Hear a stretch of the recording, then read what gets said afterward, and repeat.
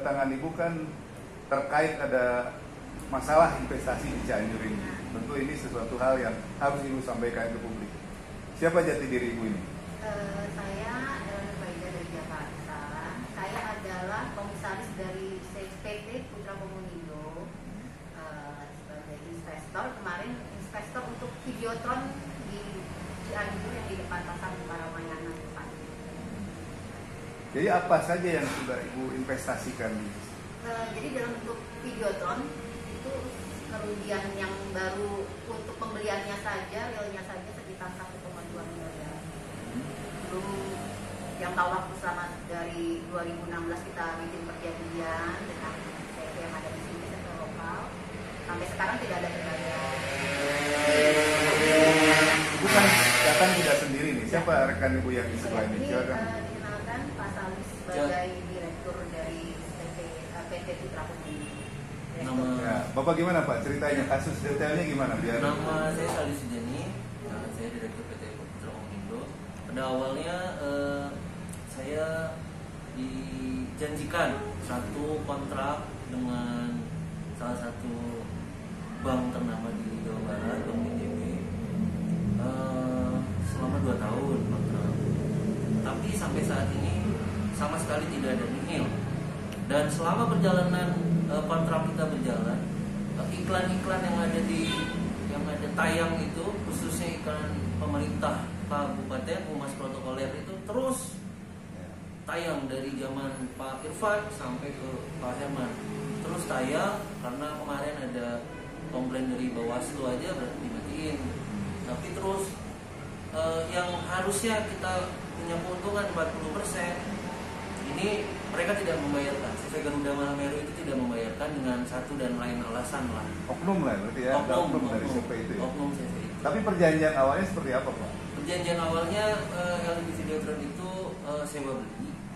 Jadi mereka mencicil sejumlah uang yang memang sudah selesai uangnya, tapi kontraknya yang belum selesai. Ya. Dan selama kontrak itu berjalan, iklan-iklan yang tayang itu tidak ada profit untuk kita. Termasuk iklan dari penguasa ya? Betul. Termasuk berarti Betul. itu masuk menjadi bagian dari fee Bapak. Betul. Lalu dalam singkat kata nih kemudian perjalanan ini waktu kan berjalan. Ya. Terus sempat Bapak mungkin menanyakan kepada oknum. Oh, saya persuasif, saya baik-baik saya tanyakan sampai hari Jumat kemarin. Mereka pun sudah mengirim surat, tapi nilainya sangat tidak relevan, tidak masuk akal. Jadi saya sudah punya kesabaran.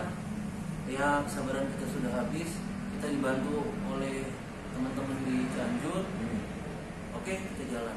Apa alasan yang mereka sampaikan sehingga mereka mengulur-ngulur atau sama sekali tidak memenuhi janjinya? Alasan mereka ya kembali lagi ke penguasa lah yang penguasa dari banknya ya yang nggak bisa, penguasa dari pemerintahannya lah yang nggak bisa. Itu kan bukan domain kita di situ, karena kita bekerja sama si CV Garuda Mahameru ini. Nah Bapak dan Ibu kan dalam hal ini merasa ditumpong. Betul. Sedangkan memang kita tujuannya investasi untuk memajukan Betul. Cianjur. Boleh Bapak menceritakan gambaran apa yang Bapak tangkap dari situasi ini? Ya, saya melihat surat-surat yang keluar dari CV Garuda Mahameru dan dari Pak Bupati sendiri itu sudah sangat gamblang, sudah sangat jelas sekali. Tapi kenapa kok masih susah sekali investasi ini dijadikan satu keuntungan? Semua orang investasi pasti yang pengen keuntungan lah. Tapi kok kenapa susah banget? Sementara iklannya muncul terus. Perlu saya tegaskan di sini bahwa kedatangan Bapak tidak politis ya. Ini murni karena saya tidak ada urusan politik apapun, saya tidak ada kepentingan apapun memihak ke salah satu calon lah apalah enggak. Ini saya sudah sudah memberikan teguran beberapa kali ke pihak CV Garuda Mahameru. Ayo selesaikan. Tetapi dia kurang bekerja sama lah dengan kami. Akhirnya saya dibantu dengan teman-teman di sini. Oke. Kalau saya garis bawahi bahwa apa yang Bapak alami sekarang itu terkait dengan Bupati ex PJS Bupati yang sekarang mencalonkan kembali. Tentu ini jadi presiden buruk untuk iklim investasi di Cianjur. Betul. Bapak kecewa nggak dengan peristiwa ini? Sangat kecewa. Tidak akan tertarik lagi berinvestasi di Sama Cianjur? sekali tidak akan, Pak. 3 tahun uang kita tidak berputar ya bahasanya, tidak berputar di sini kita harus fokus dengan pekerjaan yang lain, tapi di sini nggak beres-beres gitu loh Pak. Saya sudah berusaha mendatangkan orang untuk minta bantuan lah ke bank yang terkait, terus juga ke Pemkab juga saya minta tolong ini, tapi semuanya nih, karena ini saya bingung ini apakah karena penguasa atau karena apa, saya nggak ngerti, makanya saya minta tolong. Ini adalah videotron yang berada di jembatan penyeberangan orang Muka Kabupaten Cianjur, di mana pengusaha dari Jakarta merasa dirugikan dan kemudian meminta bantuan kepada LBH Bravo Komando untuk menyelesaikan persoalan tersebut. Untuk mempertegas lah terkait kasus perkara yang sedang ditangani. Apa yang mau disampaikan? Oke, Assalamualaikum warahmatullahi wabarakatuh. Pertama-tama saya ucapkan prihatin dan bela sungkawa yang sebesar-besarnya sebagai masyarakat Cianjur atas kejadian yang memalukan seorang investor luar kota yang berdomisili Jakarta ya Bu ya, menginvestasikan suatu bentuk usahanya di Kabupaten Cianjur, ternyata kecewa dan gagal. Nah, saya sebagai praktisi hukum kedatangan Ibu Ella Nurfaiza dan Bapak Salih Sujani, perwakilan dari sebagai komisaris dan direktur dari PT Putra Kumindo. Nah, di mana saya kedatangan beliau yang tujuannya di mana ingin beliau ini memperjuangkan hak hukumnya.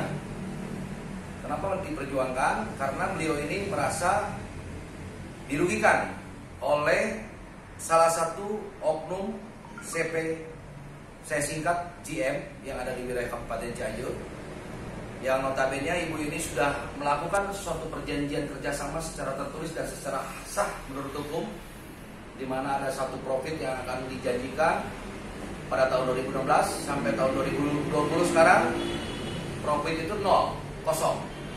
Artinya sudah dirugikan, sudah dikecewakan. Maka kami sebagai kuasa hukum yang sudah ditunjuk resmi melalui surat kuasa khusus nomor 0229/SM-PID/BKA ALC 10/2020, kami sudah ditunjuk sebagai kuasa hukum untuk mendampingi perkara yang beliau. Bagaimana bentuk kerugiannya secara konkret itu? Sebagai kerugiannya yang menurut informasi yang sudah disampaikan kepada kami, bahwa kerugian itu sebesar 1,2 miliar. Itu berbentuk videotron aja, LCD videotron dan software dan segala macamnya ya. Belum dari yang lain. Kenapa dari yang lain saya sebutkan? Karena di dalam suatu surat perjanjian tersebut, CPGM ini menjanjikan akan memberikan suatu profit atau keuntungan 40% dari iklan yang sudah berjalan atau terpasang. Dari 2016 sampai 2020, iklan itu banyak muncul di videotron tersebut, tetapi beliau tidak mendapatkan satu keuntungan apapun. Artinya sudah dirugikan. Mungkin kami selaku kuasa hukum akan menindaklanjuti perkara ini dan akan memperlebar siapa aja oknum-oknum yang diduga oleh kami nanti di depan yang terlibat atau berperan dalam sangkaannya, dugaannya. Dari Cianjur, kita akan Ricky melakukan Yusuf langkah hukum secara baik mengabarkan.